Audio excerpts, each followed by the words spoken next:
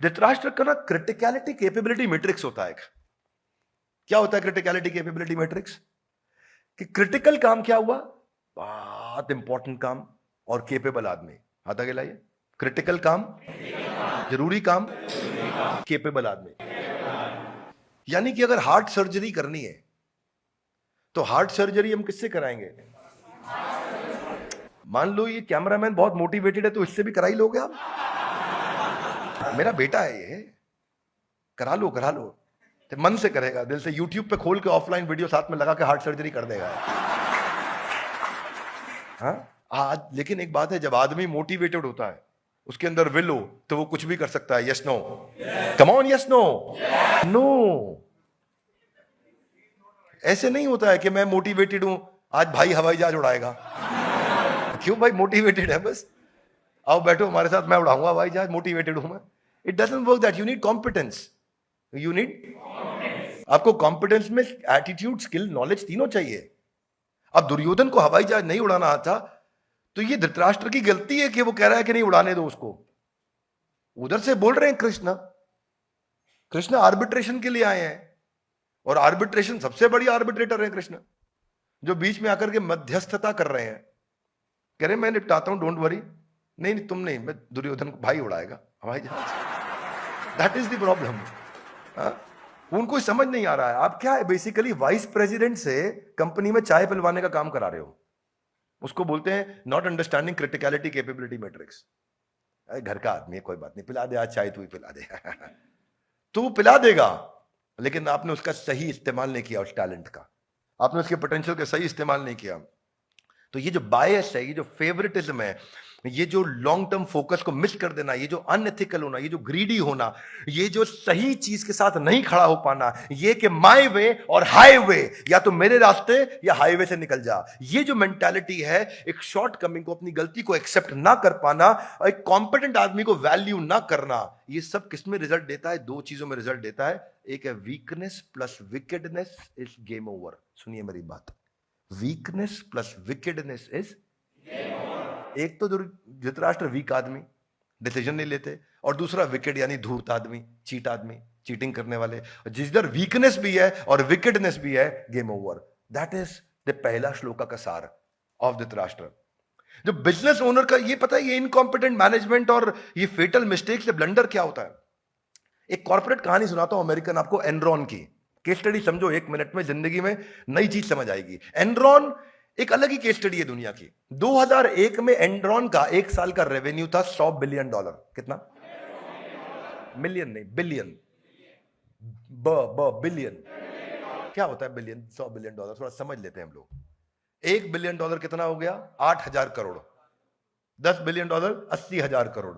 $100 billion 8 lakh crore का revenue Enron कर रहा है एक साल में, 2001 के अंदर। क्योंकि लीडरशिप कॉम्पिटेंट थी, लेकिन धूर्त थी, चालाक थी, चीट थी। वो कंपनी एनरॉन जो 2001 की शुरुआत में 8 लाख करोड़ का रेवेन्यू कर रही थी, 2001 में 8 लाख करोड़ बहुत था भाई लोग, समझ लीजिए। और 2001 के अंत में वो कंपनी बैंकरप्ट, दिवालिया हो गई, जीरो हो गई। क्या हो गई? समझ में आ रहा है? तो ये कहावत बन गई। क्या कहावत बन गई? अगर कोई इनडिफीटेबल है, अगर कोई ऐसा आदमी है जिसको डिफीट नहीं किया जा सके, जिसको हराया नहीं जा सके, और वो ऐसे हार जाए कि 8 लाख करोड़ से जीरो पे आ जाए एक साल में, तो उसको बोलते हैं तेरा एनरॉन हो गया। तेरा क्या हो गया? तेरा एनरॉन हो गया। तो एनरॉन का एनरॉन एक साल में हुआ था। हो जाता ना भाई, किसी किसी का एनरॉन हो जाता है। कोडाक का भी एनरॉन हुआ है। कोडाक कितना बड़ा था, एनरॉन हो गया उसका। नोकिया का भी एनरॉन हो गया। कहावत बन गई। तू अगर खत्म हो गया तो मतलब तेरा एनरॉन हुआ है। क्या मेरी बात समझ आ रही है? पर धृतराष्ट्र इतने एफिशिएंट थे कि एनरॉन को एनरॉन होने में 1 साल लगा, धृतराष्ट्र को 18 दिन लगे। धृतराष्ट्र का 18 दिन में एनरॉन हो गया। उनका इतना भयंकर गेम ओवर हो। क्या मेरी बात समझ आ रही है? ये अनएथिकल प्रैक्टिस और लैक ऑफ इंटेग्रिटी, आज इतनी बड़ी ऑर्गेनाइजेशन खत्म हो सकती है। और मजे की बात क्या है कि टॉप एग्जीक्यूटिव्स को मालूम है गलती है, वो लूप होल छुपा रहे हैं। वो आए बैंकर से, ऑडिटर से भी बोल रहे हैं इस पे पर्दा डालो, इसको छुपाओ। यही हुआ एनरॉन में। और यहां भी ऑडिटर थे। यहां ऑडिटर कौन थे? भीष्म पितामह, द्रोणाचार्य, कृपाचार्य, इन सबको खरीद लिया गया, कर्ण जैसे लोग, सबको अपना बनाया, सबको दबाव डाला और सबसे गलत काम कराया। क्या मेरी बात समझ आ रही है? बस यहां फंस गए। वो उधर भगवत गीता अर्जुन भी सुन रहे हैं। भगवत गीता का एंड होते होते अर्जुन का हृदय परिवर्तित हो गया। संजय एक्साइटेड पे एक्साइटेड हो रहे, मुहुर मुहुर मुहुर मुहुर, ओह मजा आ गया गीता सुन के। संजय के आखिरी के श्लोक सुन लो, आपकी बुद्धि चकरा जाए भाई। गीता सुनने के बाद कोई इतना एक्साइटेड हो रहा है जैसे छोटा बच्चा वीडियो गेम देखते या कार्टून टॉम एंड जेरी देख के एक्साइटेड होता है। क्या मेरी बात समझ आ रही है? ऐसा संजय एक्साइटेड हुए भगवत गीता सुन के, उनका दिल बदल गया, अर्जुन का दिल बदल गया। पर धृतराष्ट्र का क्या था? ये मेरा ईगो, मेरा डिजायर, मेरा अटैचमेंट, मेरा दुर्योधन हाथ आगे लाए। क्यों? अपने ऐसे ही होता है। तो एक चीज धृतराष्ट्र से क्या सीखते हैं कि सीखनी है हमारे को कि हमें धृतराष्ट्र जैसा नहीं बनना है। तो ये था हमारा आज का पहला श्लोक। धर्म क्षेत्रे कुरुक्षेत्रे समवेता युयुत्सव मामका पांडवाश्चैव किम कुर्वतो संजय।